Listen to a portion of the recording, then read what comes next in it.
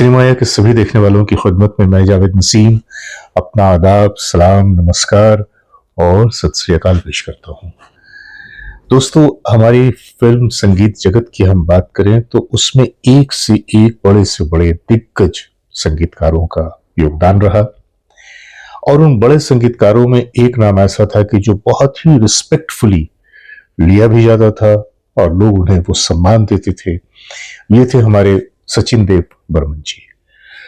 सचिन देव बर्मन जी के संगीत का अपना एक अलग ही रंग था, एक अलग ही मिजाज था और उनके संगीत में एक अजीब सी मखमली तर्ज की एक फील आती थी। यूं तो रफी साहब की आवाज का हर संगीतकार ने अपने अपने तरीके से इस्तेमाल किया, लेकिन अगर आप रफी साहब की आवाज का सचिन देव बर्मन जी के लिए इस्तेमाल अगर देखेंगे तो आपको ये देखेंगे कि एक उन गानों में जो रफी साहब ने सचिन देव बर्मन जी के लिए खास तौर से अदा किए, उसमें एक वेलवेट टच आता है। बहुत ही हल्की सी आवाज, बहुत ही मध्यम सी, जैसे अंधेरे में कोई चिराग जल रहा है, उसकी मध्यम मध्यम रोशनी पूरे माहौल को जैसे रोशन कर रही है। एक दो गाने नहीं, बहुत सारे गाने। आज की कहानी सचिन देव बर्मन जी से ही जुड़ी हुई है, लेकिन इस कहानी में एक और भी शख्स शामिल हैं, वो है सचिन देव बर्मन जी के बेटे आर.डी. बर्मन जी। कुछ ऐसा हुआ कि सचिन देव बर्मन अपने बेटे आर.डी. बर्मन पे यानी कि राहुल देव बर्मन पे बहुत नाराज हो गए। क्या थी वजह, क्यों वो नाराज हो गए, आज मैं इसी बात का आपसे जिक्र करने जा रहा हूं। तो बने रहिए हमारे साथ और देखते रहिए अपना मनपसंद चैनल सिनेमाया। आइए चलते हैं आज की वीडियो की तरफ।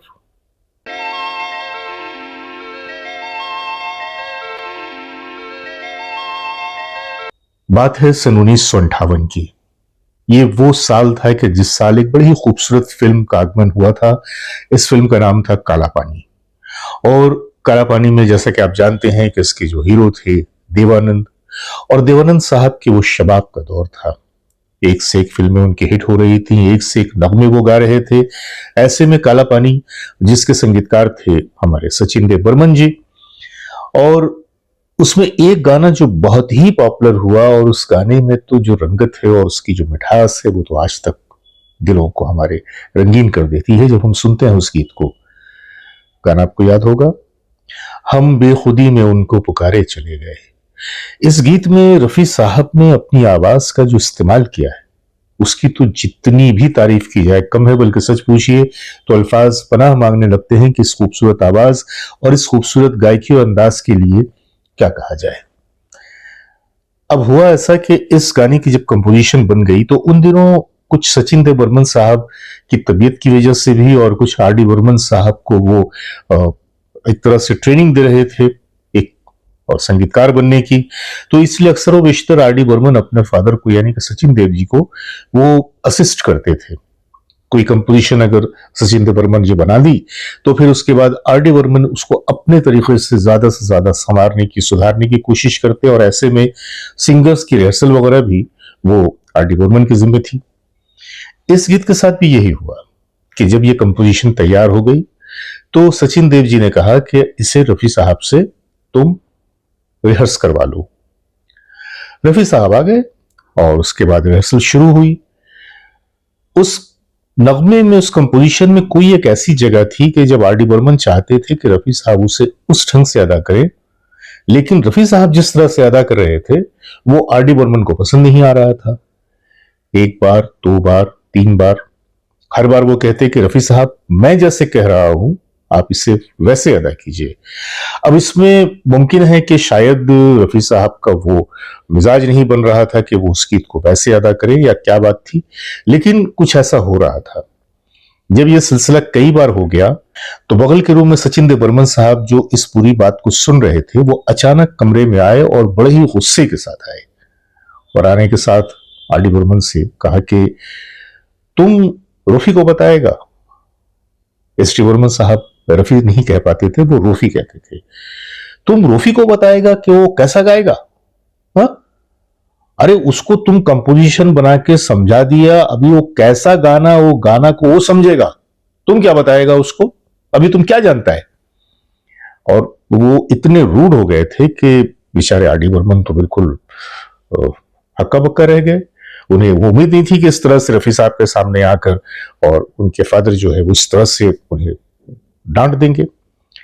रफी साहब भी थोड़े से खामोश हो गए कि ये अचानक क्या हुआ परमंदा को। लेकिन खैर उसके बाद उन्होंने कहा कि वो जैसा गा रहा है उसको गाने दो, तुम उसको एकदम डिस्टर्ब नहीं करेगा, समझा, बोल के वो फिर रूम से निकल गए। रूम से निकलने के बाद आर डी बर्मन बेचारे थोड़े से मुरझाए हुए खामोश बैठे थे। तो रफी साहब ने कहा कि बुरा मानने की कोई बात नहीं है, तुम्हारे वो पिताजी है और बाप को ये अधिकार होता है, यह हक होता है कि अपने बेटे को थोड़ा बहुत डांट भी दिया करे। तो ये उनकी मोहब्बत है या वो चाहते हैं कि तुम इस काम को और बेहतर करो। वैसे तुम जो बता रहे हो, जिस तरह से बता रहे हो, इस तरह से गाना और भी खूबसूरत हो जाएगा, मुझे भी ऐसा लगता है। बहरहाल तुम अपने पिताजी की बात का दिल पे असर मत लेना, आइए रिहर्सल करते हैं। और इतना कहे कि रफी साहब ऐसे उन्होंने बिहेव किया जैसे कोई बात ही नहीं हुई है, सारी बात खत्म। और फिर से वो रिहर्सल में लग गए। गाने की जब रिकॉर्डिंग हुई है उसका जो आउटकम सामने आया वो तो हमारे और आपके सामने है।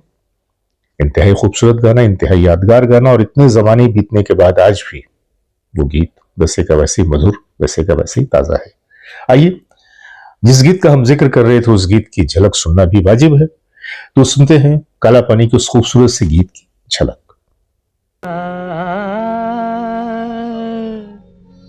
चल गए हम पे खुदी में तुमको पुकारे, चले गए हम एक राजो नशा तो हमने ये जाना। तो बस ये थी आज की छोटी सी कहानी, और जब ये कहानी मेरी नजरों से गुजरी तो मैंने सोचा कि इस बात को आपसे भी शेयर करूं। हर शख्स जब अपनी जिंदगी की शुरुआत करता है तो शुरुआत तो एक छोटे से मामूली तरीके से होती है, फिर बढ़ते बढ़ते बढ़ते वो शख्स से शख्सियत बन जाता है, पर्सन से पर्सनालिटी का सफर तय कर लेता है। आर डी बर्मन के साथ भी ऐसा ही था कि अब 1958 में आर डी बर्मन साहब की हैसियत वो तो नहीं थी जो बाद के सालों में हुई, और फिर वो बाप थे तो बाप को तो हक हासिल है। बहरहाल उम्मीद करता हूं कि ये छोटी सी कहानी आप लोगों को पसंद आई होगी। तो बस आज के लिए इतना ही। अपने दोस्त जावेद नसीम को इजाजत दीजिए और बहुत सारी मोहब्बतों के साथ खुदा हाफिज, नमस्कार।